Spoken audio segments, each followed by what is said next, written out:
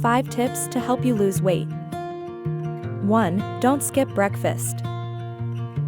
Skipping breakfast will not help you lose weight, and you could miss out on essential nutrients. 2. Eat regular meals. Eating at regular times during the day helps burn calories at a faster rate and reduces the temptation to snack on foods high in fat and sugar. 3. Eat plenty of fruit and vegetables. Fruit and vegetables are low in calories and fat, and they also contain plenty of vitamins and minerals. 4. Eating soup may help increase satiety and help you stay full, which might allow you to eat less overall.